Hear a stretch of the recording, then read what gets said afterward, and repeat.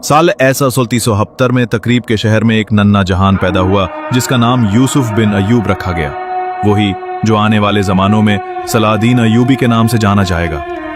उस घर में मोहब्बत, दुआओं और अजमत के ख्वाबों के साथ उसकी जिंदगी का आगाज हुआ।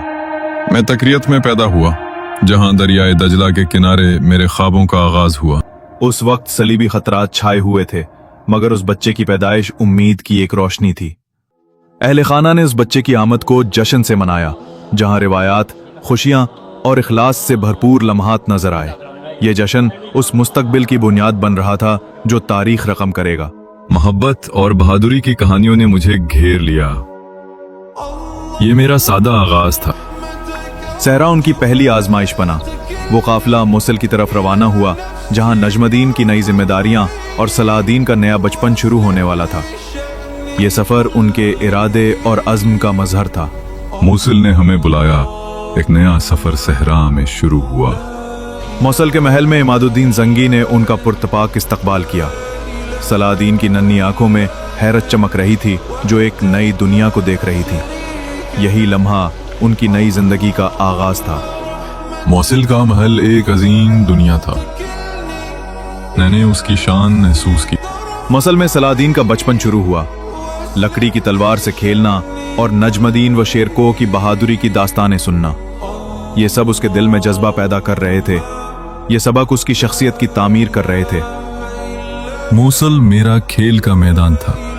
बहादुरों की कहानियों ने मेरे दिल में आग जला दी। 5 बरस की उम्र में वो बालबक मुंतकिल हुए।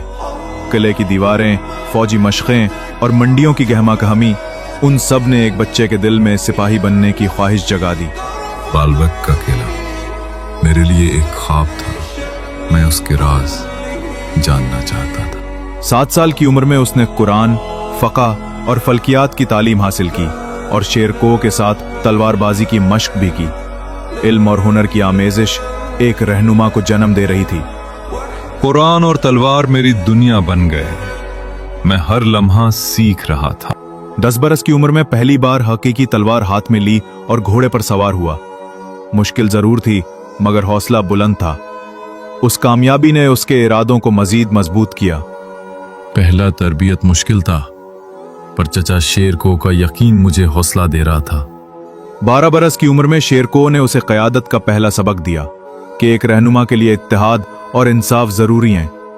यही सबक उसके दिल में रोशनी बनकर जागुज़े हुआ। चाचा ने मुझे सिखाया कि सच्ची ताकत इंसाफ और इत्तेहाद से आती है। जब वो 14 बरस का हुआ तो पहली बार जंग का मंजर अपनी आंखों से देखा। तलवारों की झनकार, गिर्दो गुबार और एक नौजवान जो खौफ और हौसले के दरमियान खड़ा था। लेकिन यही मंजर उसे ये सिखा रहा था कि असल ताकत हिकमत में है। जंग को देखना खौफनाक था, पर उसने मुझे मेरा मकसद समझाया। 16 बरस की उम्र में मिस्र के सफर की तैयारी हुई। नक्शे, सामान और वालिदैन की दुआएं सब उसके हमरा थीं। अब वो नौजवान एक अजीम मिशन के सफर पर रवाना था। ये मोड़ उसकी तकदीर बदलने वाला था। मिस्र का सफर मेरा पहला बड़ा इम्तिहान था। मैं तैयार था। सहरा की गर्मी, रेत के तूफान और काफिले की थकन, हर लम्हा आजमाइश थी। लेकिन सलाहुद्दीन हर कदम पर मजबूत तर होता गया।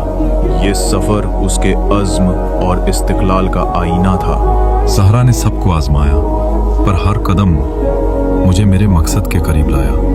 आखिरकार वो काहिरा पहुंचा, जहां नील के किनारे मसाजिद की मनारें और बाजार उसका इस्तकबाल कर रहे थे। यहां से उसकी जिंदगी का एक नया बाब शुरू होने वाला था। काहिरा की अजमत ने मुझे हैरान किया, पर मैं जानता था कि मेरा काम शुरू हो रहा है। दरबार में उसका इस्तकबाल हुआ। फातिमी खलीफा ने उसके कंधों पर मिस्र की हिफाजत की जिम्मेदारी रखी। ये जिम्मेदारी सिर्फ एक हुक्म नहीं, बल्कि एक मुकद्दस वादा थी। दरबार अपनी एक जंग का मैदान था। मुझे बहुत कुछ सीखना था। कलम और तलवार के दरमियान अब उसका रास्ता सिर्फ एक था, हक और इत्तेहाद का। उसने कसम खाई, मैं इस सरजमीन की हिफाजत करूंगा। यही वादा उसकी तारीख का आगाज था, वो तारीख जो सलाहुद्दीन अयूबी के नाम से लिखी गई। मिस्र तो बस इब्तदा थी। मेरा रास्ता तय था, क़यादत, इत्तिहाद और हक की बाजियाबी।